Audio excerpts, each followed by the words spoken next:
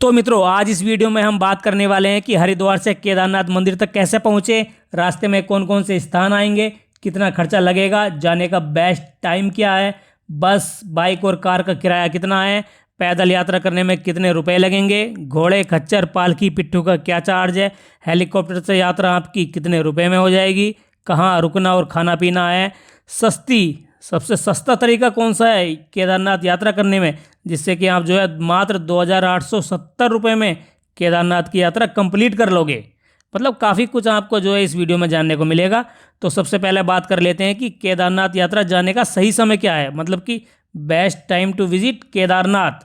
तो देखिए, केदारनाथ यात्रा में कितना खर्चा आएगा इसका सीधा संबंध है कि आप कौन से महीने में यात्रा कर रहे हैं। जैसे अगर मई जून में आ रहे हैं तो भाई साहब ये 2 महीने आपको काफ़ी महंगे पड़ने वाले हैं, क्योंकि उस दौरान क्या होता है कि नए नए कपाट खुले होते हैं, तो बहुत बड़ी संख्या में श्रद्धालु दर्शन के लिए आते हैं, जिससे कि जो है यहाँ रहने से खाने तक की हर चीज़ के रेट काफ़ी बढ़ जाते हैं। तो आपको भीड़ भाड़ में दर्शन करने में भी यहाँ पर काफ़ी समस्या आ सकती है। तो अगर आपका बजट कम है और शांत वातावरण में दर्शन करना चाहते हैं तो भैया मई जून में आप आने से बचें। या फिर अगर आपने पहले से ही होटल या कैंप की बुकिंग करा रखी है, पहले से ही रुकने की व्यवस्था है, तो चाहे तो आप इस मौसम में भी आ सकते हैं। इसके बाद आता है जुलाई अगस्त। देखिए, इस मौसम में जो है आपकी महंगाई तो थोड़ी कम हो जाएगी, पर भैया बारिश भी तो होगी ना, मानसून सीजन है ये, तो आपकी झमाझम बारिश होती है, जिससे जो है लैंडस्लाइड जैसी कुछ दिक्कतों का सामना आपको करना पड़ सकता है। इसलिए जुलाई अगस्त में जो है कम लोग यात्रा करते हैं, तो मई जून के मुकाबले थोड़ा ये सस्ता हो जाता है। मानसून के बाद जो आता है वो है सितंबर और अक्टूबर। अब केदारनाथ यात्रा के लिए ये जो है ना सबसे अच्छा, सस्ता और खूबसूरत मौसम है। ना ज़्यादा आपको बारिश मिलेगी, ना भीड़ भाड़, और ना ही महंगाई, मतलब दर्शन भी आपके आराम से हो जाएंगे। अक्टूबर में तो यात्रा और भी सस्ती हो जाएगी। इसके बाद अगर हम बात करें तो महीना बचता है नवंबर का। अब नवंबर में जो है कपाट बंद होने लगते हैं, तो बंद होते होते ये जो है और भी सस्ता हो जाता है, मतलब बहुत ही सस्ता। लेकिन जो है उस समय जो है स्नोफॉल के काफ़ी चांस रहते हैं, और जब कपाट बंद होने लगते हैं तो सुविधा भी वहाँ पर कम हो जाती है। तो दोस्तों, मैंने जो है आपको यहाँ सारे मौसम बता दिए, जो भी आपका बजट और समय हो उस हिसाब से आप यहाँ पर आ जाइए। यहाँ मैं किसी को डीमोटिवेट नहीं कर रहा कि भाई कहीं आप ये कहने लगे कि अबे तू कौन होता है, अबे हमारी मर्जी, हम कभी भी यात्रा करें। तो ठीक है ना भाई, मैं मना थोड़ी कर रहा हूँ यार, मैं तो खुद कह रहा हूँ कि आप कभी भी आ जाइए। भोले बाबा से जो है आपको यहाँ पर हमेशा ही आशीर्वाद मिलेगा। अब चूंकि हमारी ये वीडियो केदारनाथ यात्रा के खर्चे के बारे में है, तो भैया यहाँ पर मौसम का जिक्र करना बहुत ज़रूरी था। उसी के हिसाब से रुपए ऊपर नीचे होते रहते हैं। तो आगे बढ़ने से पहले हम बात कर लेते हैं कि हरिद्वार से केदारनाथ हम यात्रा करेंगे तो वहाँ पर पहुँचे कैसे, कौन कौन से स्थान बीच में आएंगे। तो देखिए, हरिद्वार से सोनप्रयाग 231 किलोमीटर है।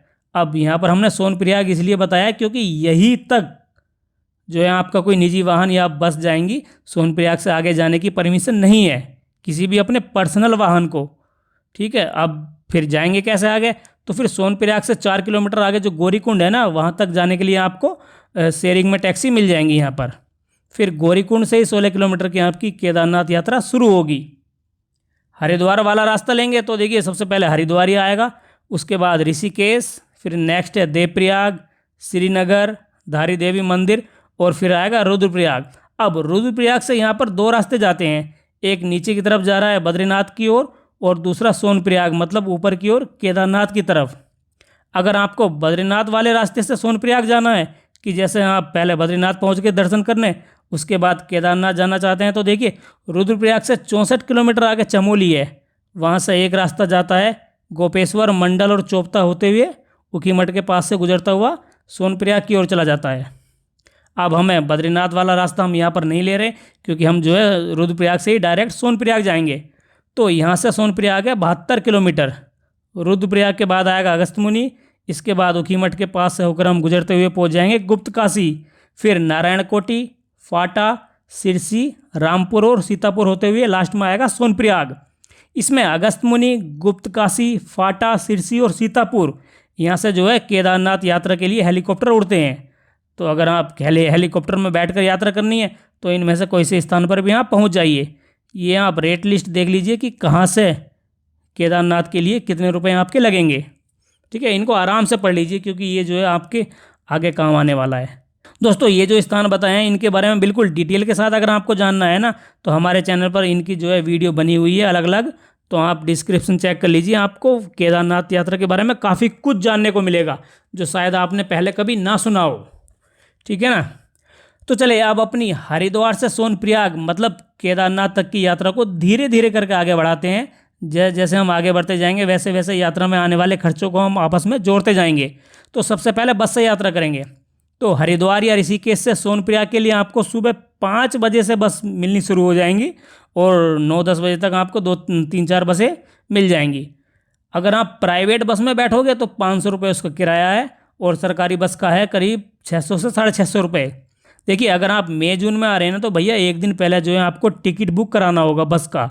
ऐसा नहीं है कि आप उसी टाइम आए कि भाई हमें सोनप्रयाग ले चलो, तो ऐसा ना होता भैया। मई जून में टिकट ना मिलता, बस जो है पहले से ही भर जाती है।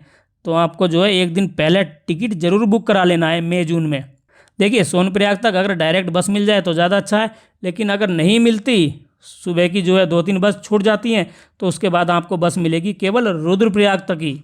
लेकिन घबराने वाली कोई बात नहीं है, रुद्रप्रयाग से ही आपको जो है सोनप्रयाग के लिए छोटी मोटी टैक्सी भी आपको पहुंचा देगी।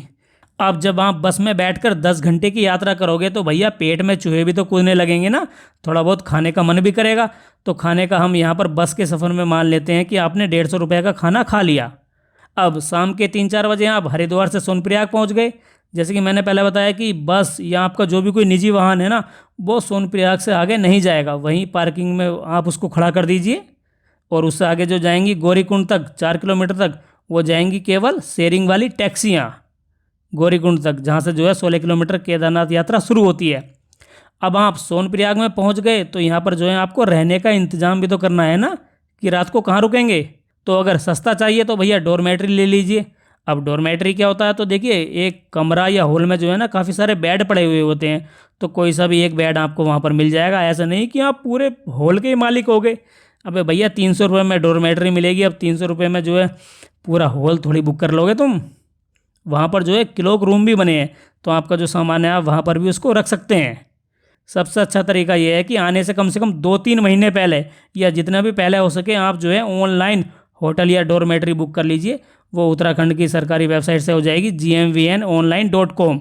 ये सरकारी होटल हैं उत्तराखंड सरकार के। तो आप इस वेबसाइट पर जाकर काफ़ी पहले से ही आप सब कुछ अपना ऑनलाइन बुक करा कर रखें, ताकि बाद में कोई दिक्कत ना हो। क्योंकि भैया ये जो है ना होटल बहुत जल्दी भरते हैं, सब ताक में रहते हैं कि कब इनकी ऑनलाइन बुकिंग खुले और कब हम अपना रहने का जुगाड़ कर लें।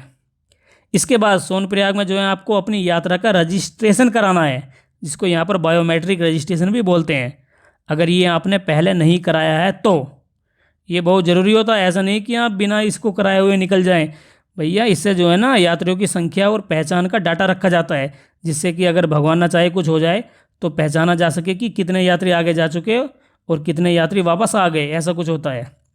तो अगर आपको ऑनलाइन कराना है तो इसकी वेबसाइट है badrinath-kedarnath.gov.in।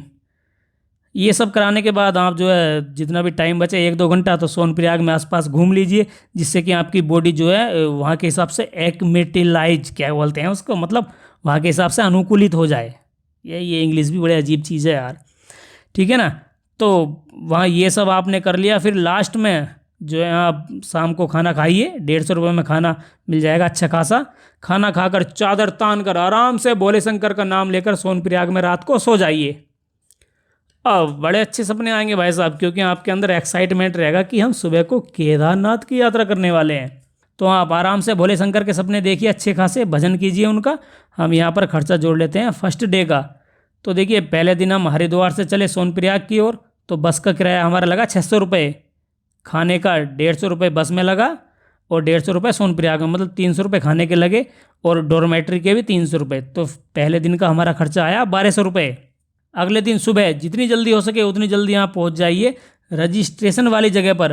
वहीं से जो है आपको गौरीकुंड के लिए 50 रुपये पर पर्सन के हिसाब से शेयरिंग में टैक्सी मिलेगी, जो आपको छोड़ देगी गौरीकुंड, जो कि यहाँ से सोनप्रयाग से 4 किलोमीटर आ गया है। अब आप गौरीकुंड पहुँच गए।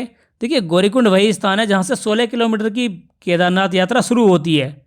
अब कहने को तो ये 16 किलोमीटर है, पर भाई साहब जब आप यात्रा करोगे ना तो पता चलेगा कि ये 18 से 20 किलोमीटर की है।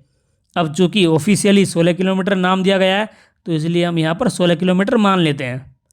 अब गौरीकुंड में पहुंचकर आपको यहाँ पर इसी नाम का एक कुंड है, गौरीकुंड नाम से एक कुंड है जहाँ पर गर्म पानी निकलता है। तो वहाँ पर आप आराम से नहा धोकर यात्रा आप केदारनाथ की शुरू कर दीजिए। लेकिन हाँ, जब आप मार्केट से गुजरोगे ना तो वहाँ पर कई सारे डंडे मतलब छड़ी रखी हुई मिलेंगी, तो वो छड़ी आपको ज़रूर ले लेनी है। वो मिल जाएगी आपको 40 रुपये में। जब उसको वापस करोगे यात्रा करते समय, जब उसको लौटते समय वापस करोगे ना, तो 40 में से 20 रुपये काट के वो 20 रुपये आपको दे देंगे, मतलब 20 रुपये में वो आपको छड़ी मिल जाएगी। अब ये आपको इसलिए लेनी ज़रूरी है क्योंकि भैया यात्रा में जब आप थक जाओगे ना, तो एक तो उस महादेव का नाम याद रहेगा जो आपकी हिम्मत बढ़ाएगा, और दूसरा ये जो है काम आएगी छड़ी, इसको टेक टेक कर आप जो है आगे बढ़ते जाओगे। बुढ़ापे में ये काम बाद में देगी, फिलहाल तो ये यात्रा में काम देने वाली है। हाँ, तो पैदल यात्रा आपने शुरू कर दी। घोड़े, खच्चर, पालकी और पिट्ठू के बारे में तो हम बाद में बताएंगे। पहले देख लेते हैं कि इस 16 किलोमीटर की पैदल यात्रा में जो है कौन कौन से स्थान बीच में आएंगे। तो गौरीकुंड से हमने यात्रा शुरू हो गई, उसके 2 किलोमीटर बाद आएगा चीरवासा, फिर 2 किलोमीटर बाद है जंगल चट्टी, उसके 2 किलोमीटर बाद है भीमबली। अब भीमबली से 1 किलोमीटर आ गया है रामबाड़ा, जो कि 2013 की बाढ़ में जो है पूरी तरह से बह गया था। उसके नामो निशान जो है अभी भी कुछ यहाँ पर देखने को मिल जाते हैं।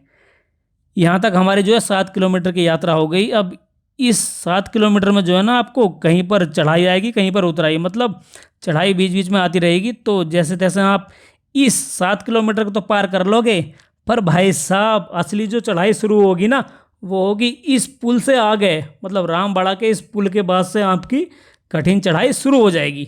देखिए, पिछले 7 किलोमीटर की यात्रा जैसी आपने चढ़ी वो चढ़ ली। अब आगे की जो 7 किलोमीटर की यात्रा है ना वो काफ़ी कठिन होने वाली है, मतलब एकदम से सीधी चढ़ाई आपको चढ़ने को मिलेगी। लेकिन घबराने वाली भाई साहब कोई बात नहीं है, आप आराम से महादेव का नाम और जयकारा बोलते जाइए, सब यात्रा आपकी पूरी हो जाएगी। रामबाड़ा से 1.5 किलोमीटर आगे छोटा लिंचोली है, उसके 2.5 किलोमीटर बाद बड़ा लिंचोली, फिर 1 किलोमीटर की दूरी पर छानी कैंप, उसके 2 किलोमीटर बाद आएगा रुद्रा पॉइंट। यहीं से आगे जो है आपकी चढ़ाई थोड़ी सी कम होने लगेगी, मतलब कहीं पर उतराई आएगी और कहीं पर समतल, और बीच बीच में जो है चढ़ाई भी आती रहेगी, ऐसी बात नहीं है। और जो बर्फ़ का ग्लेशियर आपको देखने को मिलेगा ना वो यहीं रुद्रा पॉइंट के आसपास ही मिलेगा। रुद्रा पॉइंट के जैसे ही आप 500 मीटर आगे बढ़ेंगे तो केदारनाथ बेस कैंप आएगा, जहाँ पर कुछ कैंप लगे होंगे और वहाँ पर एक दो होटल भी हैं, आप चाहे तो वहाँ पर भी स्टे कर सकते हैं। केदारनाथ बेस कैंप से करीब 1.5 किलोमीटर आगे चलने पर आ जाएगा भोले बाबा का दरबार, मतलब केदारनाथ मंदिर। पैदल यात्रा के दौरान ये जो हमने जगह बताई है ना, यहाँ पर आपको चाय, मैगी, कोल्ड ड्रिंक, पराठे, सब्जी वगैरह मिल जाएगी। लेकिन ऊंचाई पर होने के कारण यहाँ पर ये थोड़ी महंगी है। अब वो महंगी इसलिए क्योंकि यार ये बेचारे भी अपने घोड़े खच्चरों पर सामान लाते हैं, तो भैया घोड़े खच्चर कोई फ्री में तो मिलेंगे नहीं, उनका भी चार्ज देना होगा, जिससे कि यहाँ पर काफ़ी रेट महंगे हो जाते हैं। और भी कई तरह की चीज़ें होती हैं जिससे कि रेट थोड़े प्लस में यहाँ पर रहते हैं। गौरीकुंड से केदारनाथ यात्रा में अगर खाने की बात करें तो मान लीजिए कि 250 रुपये का तो आप खा ही जाओगे। सही है ना यार, इतने में तो आपका पेट भर ही जाता होगा ना। अगर नहीं भरता, इससे ज़्यादा रेट लगाते हैं तो जोड़ लीजिए अपने हिसाब से। अब गौरीकुंड से केदारनाथ तक पैदल यात्रा जो होगी वो कितने घंटों में होगी, तो ये डिपेंड करेगा आपके शरीर पर। आमतौर पर मानकर चलिए कि 6 से 8 घंटे में आप ये यात्रा कर लोगे। हम जो है बिल्कुल एक्सरसाइज नहीं करते थे, बिल्कुल ठाली पड़े रहते थे, तो हमारे जो है ये 8 घंटे में यात्रा हुई थी। महादेव की कृपा से आप पहुंच गए केदारनाथ। तो देखिए, अगर आपने वहाँ सब पहले से ही बुकिंग करा रखा तो अच्छी बात है, लेकिन अगर कुछ भी बुकिंग नहीं है तो भाई साहब आपको पहले ढूंढना है होटल या कैंप, क्योंकि फिर अगर आप लेट हो जाओगे ना तो वो जल्दी जल्दी रूम भरते रहेंगे। तो यहाँ हम रुकने का चार्ज जो मान लेते हैं 800 रुपये केदारनाथ में, जो कि मई से नवंबर तक यही रहने वाला है। क्योंकि यहाँ हमने जो है ना एवरेज लेकर चले हैं हम, क्योंकि अगर आप मई जून में यात्रा करेंगे तो इस 800 रुपये में आपको डॉर्मेट्री मिल जाएगी, और अगर उसके बाद आएंगे तो इसी 800 रुपये में आपको कमरा भी मिल जाएगा। मतलब ये एक एवरेज रेट है। अपना सामान रखकर केदारनाथ मंदिर में जो है महादेव के दर्शन करने पहुंच जाइए। शाम के 6 बजे यहाँ जो आरती होती है उसमें ज़रूर बैठिएगा, क्योंकि वहाँ पर जो बैठकर आपको महसूस होगा ना, बड़ा अच्छा लगेगा यार। मंदिर के पास जब आप होंगे तो एक अलग ही अनुभूति आएगी। पैदल यात्रा में जो भी आपके शरीर में थोड़ी बहुत पीड़ा हुई होगी वो यहाँ सब आकर एक झटके में ख़त्म हो जाएगी। ऐसी शांति और सुकून वाला अनुभव आपको होगा जो पहले कभी ना हुआ हो। मन करेगा कि बस ऐसे ही लगातार महादेव को निहारते रहे और उनसे बातें करते रहें। सच में दोस्तों, अगर आप पहले यहाँ पर आए हुए हैं तो आपको पता होगा, लेकिन अगर नहीं आए ना तो देखिए ये शब्दों में बयां नहीं किया जा सकता। आपको यहाँ आना ही होगा, तभी आप महसूस कर पाएंगे कि यहाँ क्या एनर्जी मिलती है आकर।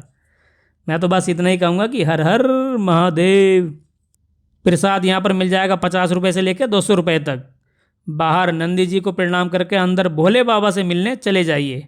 देखिए अपनी अपनी श्रद्धा होती है, जब हम यहाँ पर जाते हैं ना तो उनसे कुछ नहीं मांगते, क्योंकि उन्हें सब तो पता है यार। हम बस उनसे ये कहते हैं कि महादेव यहाँ मैं कुछ मांगने नहीं बल्कि तुझसे मिलने आया हूँ रे भगवान। यहाँ तक बुलाने के लिए आपको कोटि कोटि प्रणाम और धन्यवाद। आगे भी बस ऐसे ही बुलाते रहना।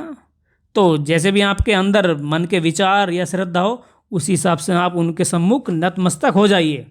मंदिर में दर्शन करके जब आप बाहर बैठोगे ना तो आराम से आंखें बंद कीजिए और भोले बाबा का विचार कीजिए। हो सकता है कि आपको वहाँ पर एकांत में रहकर काफ़ी कुछ समस्याओं का समाधान आपको वहाँ पर मिल जाए। हो सकता है कि आपके जो उलझे हुए विचार है वहाँ पर सुलझ जाएं। देखिए वहाँ से खैर उठने का मन तो नहीं करेगा, लेकिन जब आप सही से दर्शन कर लो तो फिर आप अपने होटल में आ जाइए। वहाँ पर 250 रुपये में आपको भरपेट खाना मिल जाएगा, कोई टेंशन वाली बात नहीं है। खाना खाकर आप आराम से केदारनाथ जी को याद करके सो जाइए। आप आराम से नींद निकालिए। यहाँ पर हम दूसरे दिन का खर्चा जोड़ लेते हैं।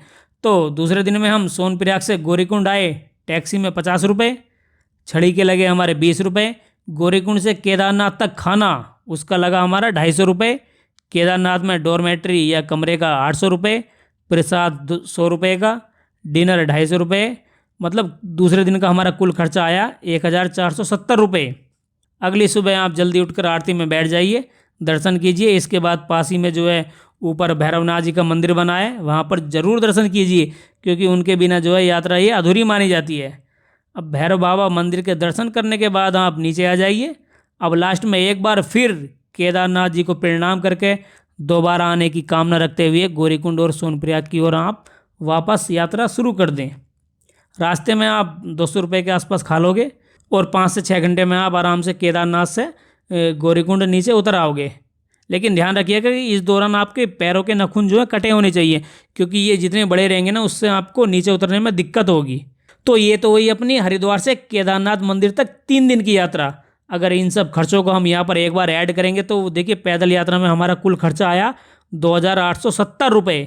मतलब मोटा मोटा 3000 रुपये के आसपास मान लीजिए। देखिए ऐसा नहीं है कि ये बिल्कुल फिक्स रेट है, इससे ऊपर नीचे कुछ भी हो सकता है। वो डिपेंड करेगा कि आप कब जा रहे हो, कैसा कमरा लेते हो, फैसिलिटी आपने क्या क्या ली हुई है, क्या खाते पीते हो, कहाँ रुकते हो। इस तरह बहुत सारे फैक्टर काम करते हैं जिससे कि आपके रुपया प्लस माइनस हो सकता है। सब आपके ऊपर है यार, जितने रुपए आपके पास हो उस हिसाब से खर्चा कर लीजिए। हमने तो भैया यहाँ पर एक एवरेज वाला बजट बताया है, जिससे कि आपकी यात्रा भी आसान हो जाए और आपकी जेब पर भी ज़्यादा असर ना पड़े। वैसे जो आप यात्रा करोगे ना वो इतने ही रुपए के आसपास आपकी हो जाएगी। लेकिन अगर आप पैदल यात्रा नहीं करना चाहते या आपके साथ जो है घर के बड़े बुजुर्ग हैं उन्हें घोड़े खच्चरों से यात्रा करानी है, तो देखिए गौरीकुंड से केदारनाथ तक जाना और आना मतलब 2500 प्लस 2500 5000 रुपये के आसपास आपके घोड़े खच्चरों के लग जाएंगे। और इसके साथ खाना पीना और रहना जोड़ लोगे तो ये घोड़े खच्चरों से बैठ जाएगा टोटल 7870 रुपये। चलिए हेलीकॉप्टर को भी देख लेते हैं, क्योंकि भैया किसी की इच्छा होती है कि हम उड़ कर जाए, या कोई जो है सक्षम नहीं हो पाता तो वो हेलीकॉप्टर से भी जा सकता है।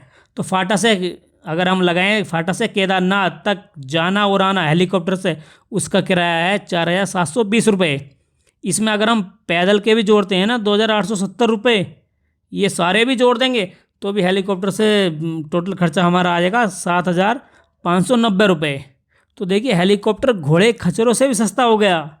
पालकी और पिट्ठू से यात्रा करनी है तो इसका चार्ज जो है वजन के हिसाब से लगता है। एवरेज मानकर चलेंगे तो पिट्ठू वाले आपसे ले लेंगे 5000 रुपये के आसपास और पालकी वाले 7000 रुपये मानकर आप चलिए।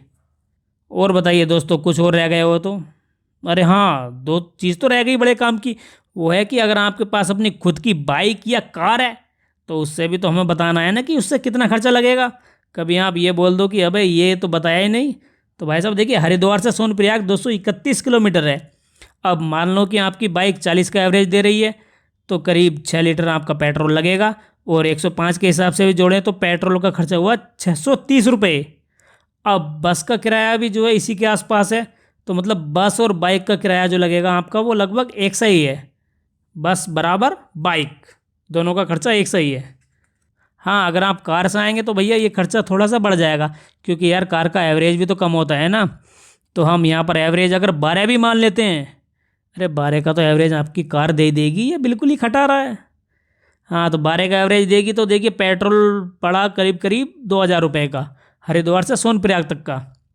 अब जब कार से जाओगे तो भैया बस के जो 600 रुपये हमने दिए हैं उसको भी तो माइनस करना पड़ेगा ना, और उसको माइनस करके यहाँ पर हम 2,000 रुपये पेट्रोल के जोड़ लेते हैं, तब कुल मिलाकर कार से हमारा खर्चा हुआ 4,270 रुपये।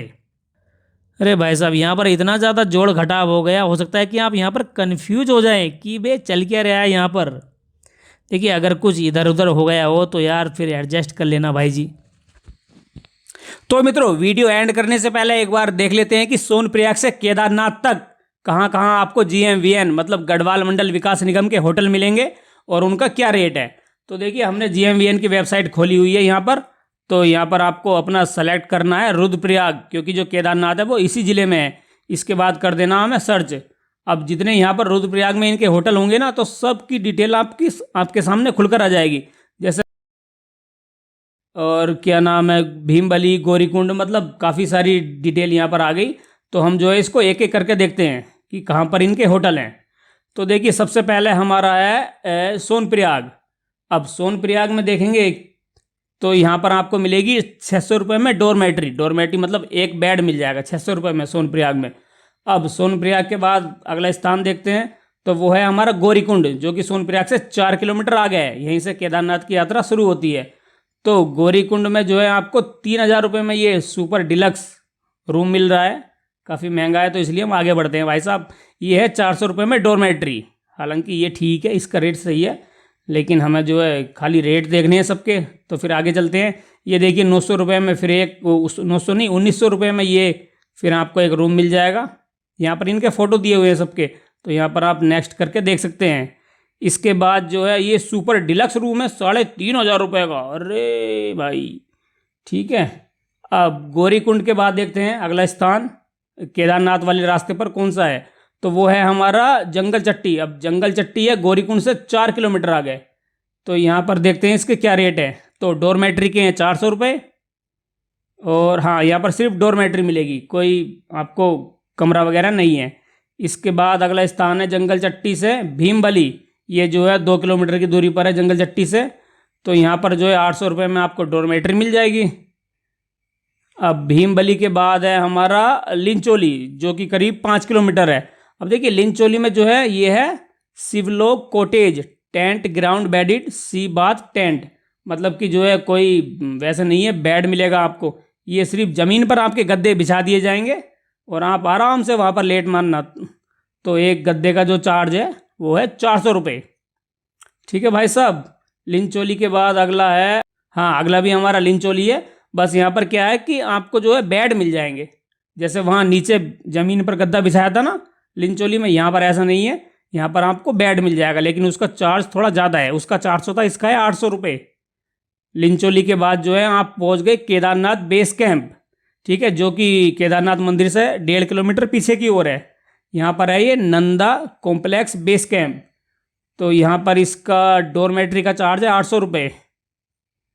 इसके बाद अगला स्थान है हमारा, वो भी यही है नंदा कॉम्प्लेक्स में ही, वहाँ लेकिन यहाँ पर ये टेंट मिलेंगे आपको, जो बेड है ना वो नहीं मिलेंगे, बस नीचे ही आपका ग्राउंड बेड है। ठीक है, तो इसका है हमारा 500 रुपये डोरमेट्री का पर बेड।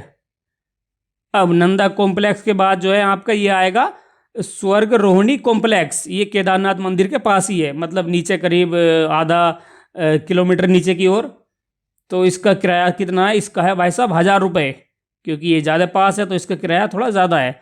1,000 रुपये में आपको डोरमेट्री यहाँ पर मिल जाएगी। और अगर आपको हट चाहिए, रूम चाहिए, तो भाई साहब ये 6,200 रुपये में है। और देखिए, सितंबर तक की बुकिंग फ्री है। फ्री नहीं मतलब सितंबर तक की बुकिंग है ही नहीं, भरा हुआ है। ये नीचे तो नहीं है कुछ, नहीं नीचे नहीं है। अब स्वर्ग रोहिणी के बाद जो है अगला केदारनाथ केदार डोम कॉटेज बेस कैंप। अब यहाँ का चार्ज है 600 रुपये डोरमेट्री पर बेड। अब केदारनाथ के रास्ते या उसके आसपास जो लास्ट वाला आपको GMVN का मिलेगा, तो ये मिलेगा भाई साहब रुद्रा मेडिटेशन केव, और ये वही वाली गुफा है जहाँ पर 2-3 साल पहले मोदी जी आए थे और यहाँ पर उन्होंने आकर ध्यान लगाया था। अगर आपने न्यूज़ देखी होगी तो आपको पता होगा कि ये इसको मोदी गुफा भी बोलते हैं। अगर आपको यहाँ रुकना है तो उसका चार्ज है 3,000 रुपये। अब 3,000 रुपये में क्या क्या मिलेगा, देखिए सितंबर की यहाँ पर एक बुकिंग खाली है, और ये सिर्फ एक ही बेड है, ऐसा नहीं है कई सारे बेड है भाई साहब, एक ही बुकिंग रहती है यहाँ पर। तो अगर आपको जाना है तो सितंबर की बुकिंग फ़िलहाल खाली चल रही है। यहाँ पर आपको मिल जाएगा ये फैसिलिटी हैं, तो आप एक बार चेक कर लीजिएगा। तो दोस्तों हमने ये इसलिए बता दिए ताकि आप जो अगर फ्यूचर में आने का प्लान बना रहे हैं तो एक बार इनको ज़रूर देख लीजिएगा कि कहाँ पर GMVN की फैसिलिटी है, क्योंकि इन्हीं के हिसाब से ना आपकी यात्रा आसान हो जाएगी। आपको जो है अपने हिसाब से देख लीजिए कि आपको कौन सा बुक करना है, लेकिन इनको जो है कम से कम 2-3 महीने पहले बुकिंग करनी होगी अगर आपको यहाँ आना है तो। मतलब कि जितनी जल्दी हो सके उतनी जल्दी बुक कर लीजिए। वैसे मई जून में ज़्यादा बुकिंग होती है, उसके बाद जो है थोड़ा हल्का पड़ जाता है। ठीक है, तो जो भी आपको ठीक लगे डोरमेट्री या रूम जो है आप यहाँ पर बुक कर लीजिए। मेरे हिसाब से डोरमेट्री कर लोगे तो ज़्यादा ठीक रहेगा, सस्ती पड़ जाएगी अगर बजट कम है तो मित्रों ये थी अपनी हरिद्वार से केदारनाथ आने की यात्रा। उम्मीद करता हूँ कि थोड़ा बहुत तो आपको जानने को ज़रूर मिला ही होगा, क्योंकि यार हमने काफ़ी मेहनत जो की है। फिर भी अगर कहीं कुछ चीज़ छूट गई हो, किसी का खर्चा ऐड करने से रह गया हो, या अनजाने में हमसे कुछ यहाँ पर गलती हो गई हो, तो उसके लिए एडवांस में सॉरी। केदारनाथ यात्रा से संबंधित अगर आपका जो भी सवाल सुझाव या कुछ कहना बतलाना चाहते हैं ना, तो वो कमेंट बॉक्स में लिख दीजिए। हम कोशिश करेंगे आपके सारे सवालों के जवाब देने की। तो चलें मिलते हैं अगली कुछ वीडियो में, जिसमें हम जो है यमुनोत्री और गंगोत्री की यात्रा करेंगे। तब तक के लिए हर हर महादेव। ये वही शिला है जिसने बाढ़ के पानी को 2 भागों में विभाजित किया था, जिससे कि मंदिर बिल्कुल सुरक्षित खड़ा है। इसको कहते हैं भीमशिला।